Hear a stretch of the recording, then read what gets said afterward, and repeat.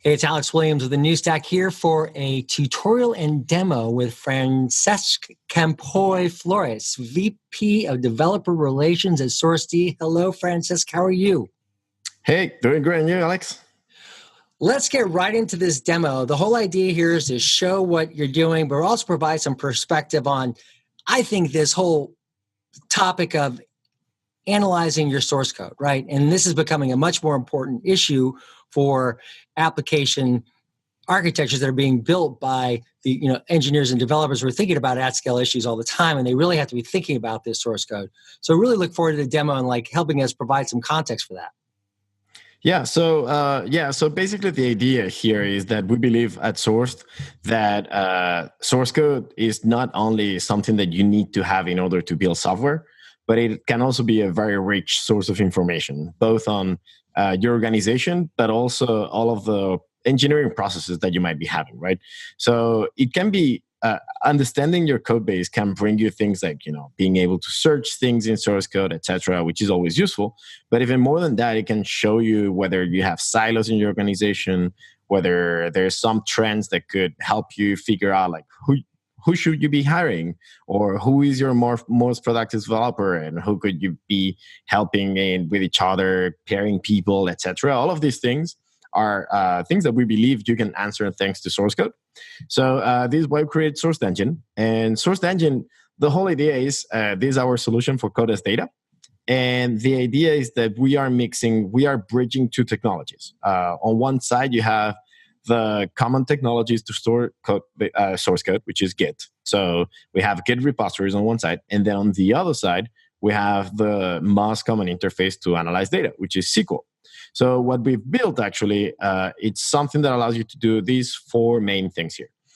So basically, it does code retrieval. So once you get all of your Git repositories, it's going to be able to analyze those Git repositories directly. You don't need to put them anywhere, pre-process them or anything.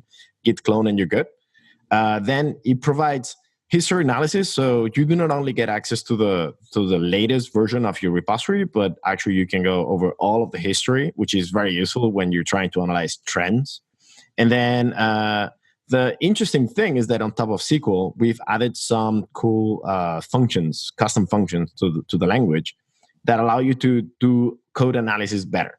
One of them is, for instance, figuring out what is the primary language that you're using in a file. Another one is going to be more about parsing that file and extracting specific tokens. So there's a lot of analysis that you can do with this.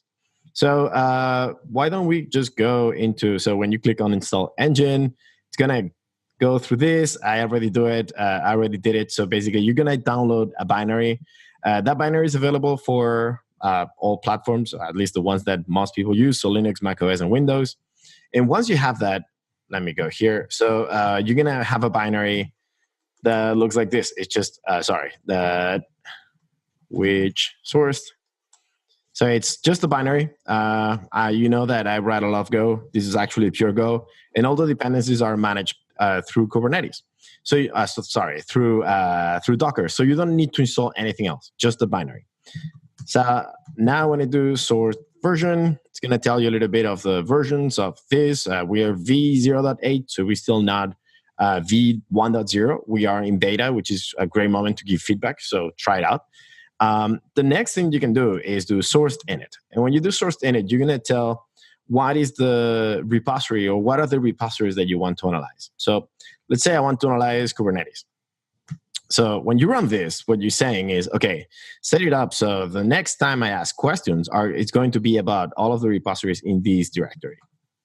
And inside what I did is I just clone all of the repositories under github.com/Kubernetes. So there's Kubernetes, but then a bunch of other things.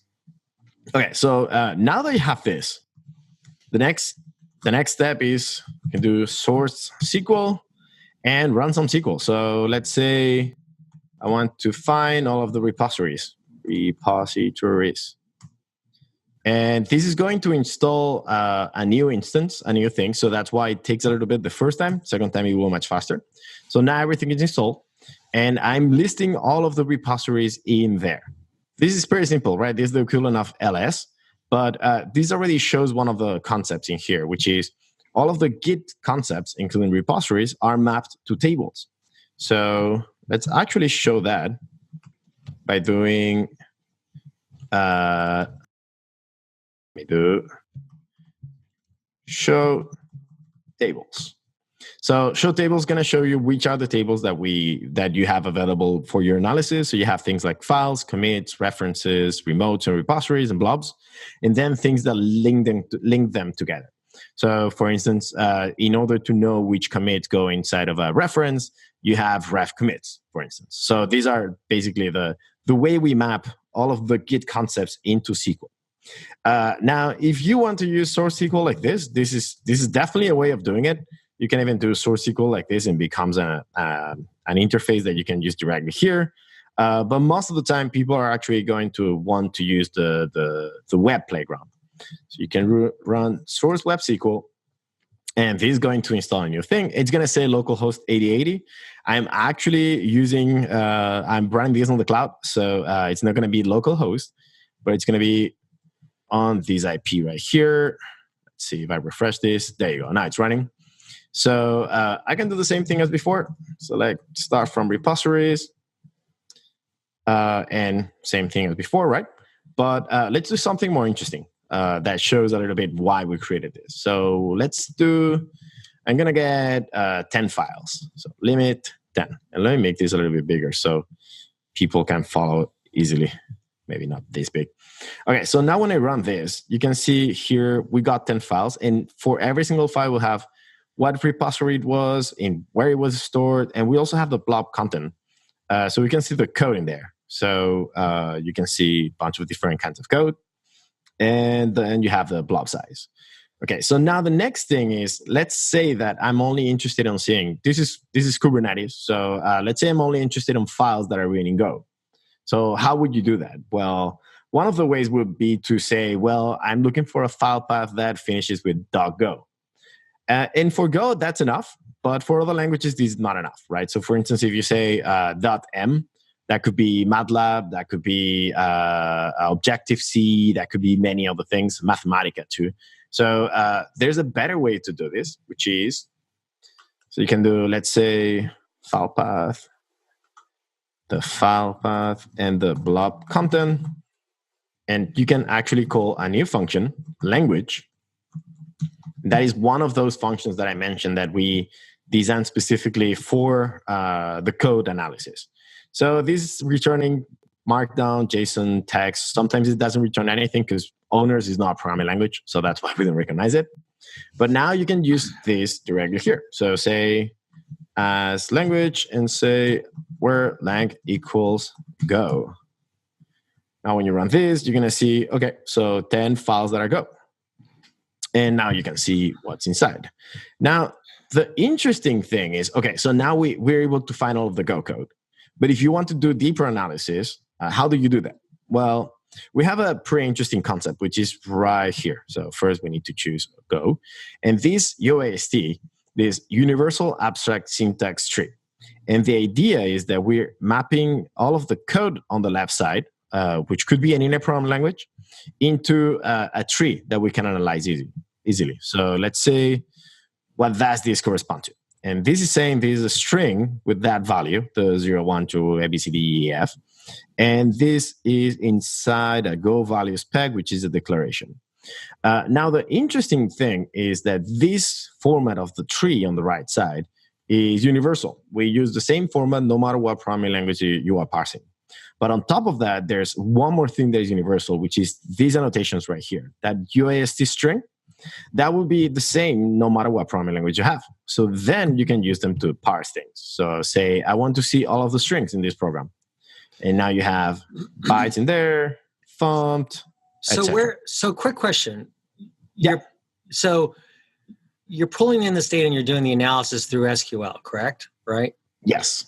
And can you tell me about that process overall? How are you kind of thinking about the data? How are you thinking about the organization of the data? So the organization of data in what aspect?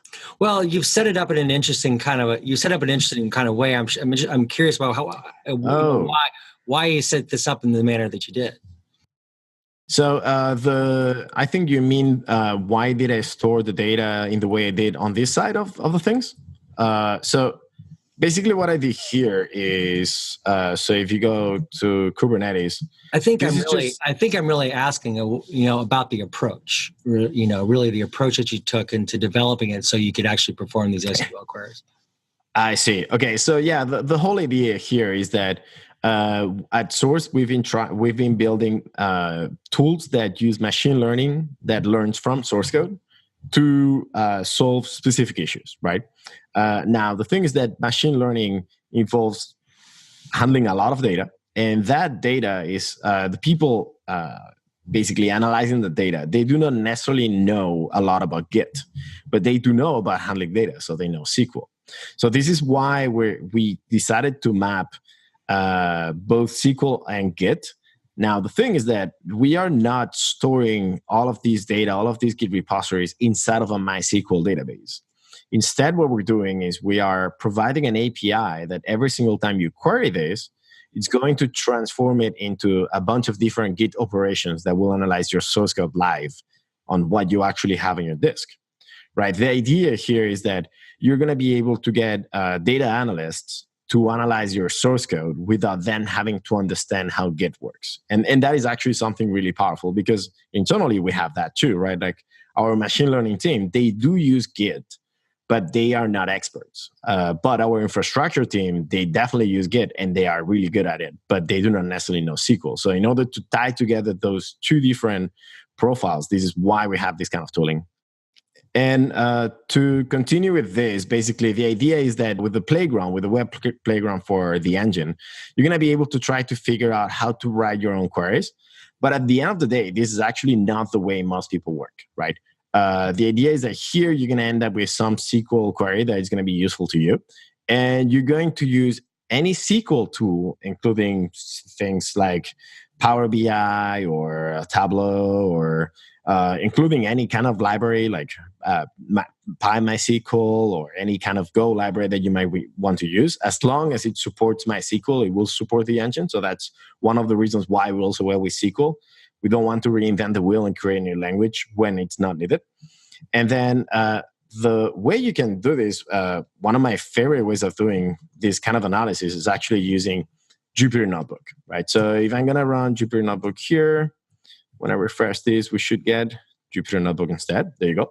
So it's going to allow you to do things like the Kubernetes analysis that we did, which is, in my opinion, a very interesting thing because basically we are, so there's a Conway law that says that no matter what organization you have, it will be represented in your source code, right? So if you have two different organizations that work together, probably you're going to end up with a system where there's two main components that collaborate with each other. So what we're trying to do here is kind of reverse the thing and figure out what is the Kubernetes community like based on what the source code they produce looks like, right? So the cool thing is that I'm using Jupyter Notebook, and I'm able to use to import a simple function, run or run one.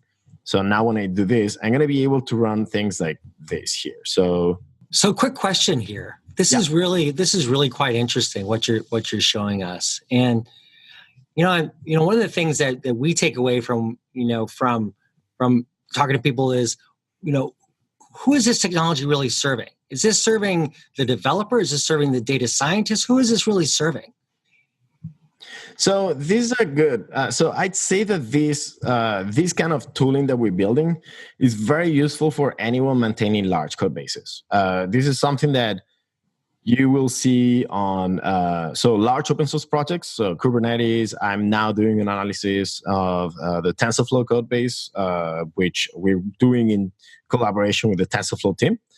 So in order to understand better, not only the contributions, but also the contributors, trying to decide what are the best things that the community should be doing, or whether the community is growing, whether the complexity of the code base is growing, etc. All of these things, you actually can measure them very easily and very straightforward with this kind of analysis. Same goes for things that are not open source. So we have large companies, mainly banks and insurance companies, etc., that have huge code bases, and they do not necessarily have the time to or the expertise to analyze what's going on in there, right? So, for instance, when you think about people trying to adopt inner source, one of the things that you need to do when you're trying to adopt inner source is to break silos. Right. How do you do that? Right. It's a culture change. What we're trying to do is figure out what are the places where you're going to do that effort on changing the culture. What are the teams that are doing things that are somehow similar already to be able to give more information for those digital transformations or processes in general that people are trying to do. So in general, yeah, I'd say that this is not necessarily for developers, for day-to-day developers, but rather for source code base maintainers. Excellent. And what I'd like to just hear from, as you're kind of giving this discussion about Jupyter, is how Jupyter is being used as a machine learning tool. Because from what we are observing in the market, that the users out there really, are thinking about, how they analyze their code, how they think about their analysis code as data, and a lot of them are working on large projects such as Kubernetes. Yeah. So let me show you what we did here. So yeah, this is one of the analysis that we did, which is again Jupyter Notebook and power with the engine as the backend. So basically, every single time we're sending a query, it's going to be a query that is actually handled directly by the engine in the back, right? So one of the things that we decided to do was to count, how many files do we have? But not only how many files do we have, but how many files did we have too? So what are the trend on the size of the repository? And with just a little bit of Python and SQL, which is things that most people already know, then you can start doing things like this using PyPlot and generate some interesting graphics, right? So here, for instance, is, okay, how often have we been releasing, right? So Kubernetes is actually surprisingly constant. They release every 6 months. And you can see this by the tags when they were created, etc. And also see that before v1.0, many things happened. That was a messy time, right? For the number of files, you can see, for instance, how the code base has been growing. And not only that it has been growing, but the acceleration has been decreasing. So it's still growing, but it's growing now way slower than it was around 2016. Per number of files, per number of lines of code, you can see something similar, except that in 2016, there was this huge growth. And this is all about refactoring. Now, the interesting thing with this is that this shows that somehow both the number of lines and number of files, it's somehow stagnating, which is pretty interesting. Also, the number of lines at some point, it drops down. So when I see this, I start to think a little bit about the fact that the community is calming down, at least, right? Kubernetes had a very explosive growth point at around 2016. But since 2017, that growth is slow. It's at least slower. You can see that also in how often people are contributing to the project. So with a pretty simple analysis, just counting commits and grouping them per day and year, etc., you can see that the number of commits per day has actually been decreasing, which is pretty interesting. So you can see this a little bit in here, but if you do it per month, you can see it even better, how this year here, it's definitely lower than the year before. And you can go into more detail on, okay, so what are the repositories actually where people were contributing? Because here we're analyzing not only the Kubernetes, but Kubernetes and everything around. So this is where it starts to be interesting. And now when you do that, all of a sudden you start seeing that here, for instance, the Kubernetes, which is the blue one, it's actually pretty constant over the previous years. But all of the other, all the effort in different repositories are the ones that are bringing more things. So you can see here, the blue one is Kubernetes, the dark blue one is Kubernetes, the gray one that's going to be test infra. So there's a lot of things on test. Actually, yeah, here I took it down to the biggest ones. So you can see how the website also started appearing last year, and also community. But the number of commits on the Kubernetes code base, on the Kubernetes, on the core project, it's actually completely stagnated. And this seems something that would make sense with a community that is in maintenance mode, right? It's not adding many more features. It's just maintaining the code base and making sure that it evolves to adapt to the new requirements, but it's not adding more complexity over time, which is something that, in my opinion, as someone that has used Kubernetes from quite early on, is a good thing, because it started to be a little bit like the API kept on growing. If it kept on growing, it would have been a little bit too much. And actually, since we're talking about that, let me show you. So I was just you're going to show us something? We're going to show us? Yeah, I wanted to show you one cool thing, which is so we did some analysis on the number of languages that we use, etc. But there's one analysis that is really interesting because it really shows the power of the things that you can do with the engine that otherwise would be quite hard to do. So let's say that now what I want to do is I want to count. I was talking about the API, right? So I want to actually count how big is the API over time. And this is something that in Go, it's translated as something that starts with an uppercase. That's how Go does it. If it's in a package and the name of the function starts with a capital letter, it's something exported, therefore it's part of the API. We are removing all of the things that are vendor and Go devs and all of the things that are not necessarily Kubernetes code, but rather Kubernetes dependencies. So we're removing all of those. And then we are counting those functions that are exported. Excellent. Now, this part here is the part that is interesting, right? Like the fact we are getting the content, we are parsing it given the language that we auto-detect, and we extract the identifiers from every function. Now, Francesc, I was wondering if you could take us back to the Python notebooks for us.